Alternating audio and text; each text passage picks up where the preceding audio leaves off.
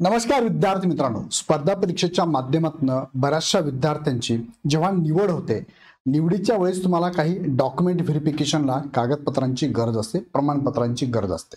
त्यातलं एक महत्त्वाचं प्रमाणपत्र आहे चारित्र्य पडताळणी प्रमाणपत्र. आता चारित्र्य पडताळणी प्रमाणपत्र हे कसं काढायचं असतं? पोलीस स्टेशनवरून तर काढायला असतं हे माहिती आपल्याला, पण पोलीस स्टेशनला जावं लागतं का?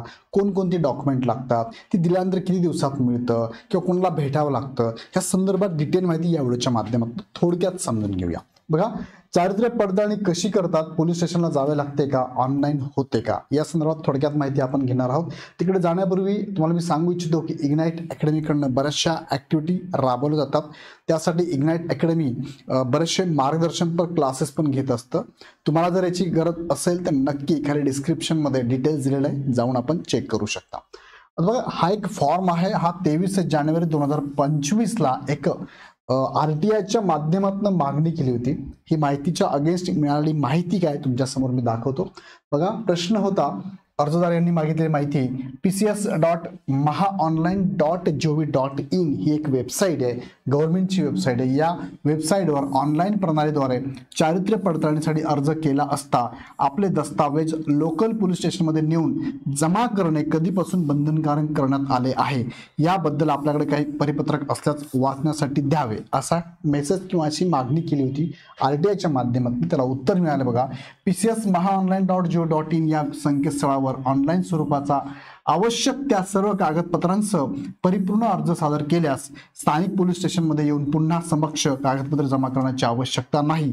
अर्जात 2-3 स्वतंत्र अर्ज सादर करावा. ओके, म्हणजे इथे त्यांच्या लक्षात असं आणून दिलंय उत्तरामध्ये, उत्तर देऊन की तुम्ही जेव्हा ऑनलाईन चारित्र्य पडताळणी प्रमाणपत्राची मागणी करता त्यासाठी तुम्हाला ऑनलाईन रजिस्टर करता येईल, पोलीस स्टेशनला जायची गरज नाही. त्यासाठी त्यांनी सांगितलं pcs.mahaonline.gov.in ह्या वेबसाईटवर गेलं की तुम्हाला इथे रजिस्ट्रेशन करायचं आहे, तुमचे डॉक्युमेंट जमा करायचे आहे आणि तुमचं चारित्र्य पडताळणी प्रमाणपत्र तुम्हाला पाठवलं जातं. तुम्हाला प्रत्यक्ष पोलीस स्टेशनला जाऊन डॉक्युमेंट घेऊन प्रत्यक्ष हजर करायचे नाही, असं यांचं म्हणणं आहे. सो या संदर्भात तुम्ही जर गेलात वेबसाईटला, बघा, pcs.mahaonline ची वेबसाईट आहे, ज्याला आपण म्हणतो police clearing services, police clearance services म्हणतो आपण त्याला, महाराष्ट्राची वेबसाईट आहे. तुम्ही नवीन असाल तर तुम्हाला इथे काय करावं, साइन इन करावं लागेल, तुमचं रजिस्ट्रेशन करावं. रजिस्ट्रेशनच्या प्रोसेस त्यांनी सांगितलं आहे. अशा पद्धतीने रजिस्ट्रेशन करू शकतात आणि तुम्ही या वेबसाईटद्वारे तुमचं चारित्र्य पडताळणी सर्टिफिकेट घरपोच तुमच्यापर्यंत मागवू शकता. एकतर ते तुमच्या मेलवर येतं किंवा घरपोच ते पाठवून पण देतात. सो ही चॉईस आहे, तुम्हाला ऑफलाईन जाऊ शकता तुम्ही, पण आता जायची गरज नाहीये. या संदर्भात सगळं ऑनलाईन पोर्टलला अवेलेबल करून दिलेलं आहे. सो विद्यार्थी मित्रांनो, याबद्दल बरेचसे विद्यार्थी प्रश्न विचारतात. सो डोंट वरी, तुम्हाला पोलीस स्टेशनला जायची गरज नाही. घर बसल्या बसल्या ऑनलाईन तुम्ही ही सुविधेचा लाभ घेऊ शकता. याबद्दल अजून काही प्रश्न मनात असेल तर कमेंट बॉक्समध्ये नक्की कळवा. आमच्या टीमशी बोलायचं असेल तर 888825 हा हेल्पलाईन नंबर आहे, यांना आपण कॉल करू शकता. माहिती कशी वाटली मला कमेंटमध्ये कळवा. आवडली तर लाईक करा, चॅनल सबस्क्राईब करा.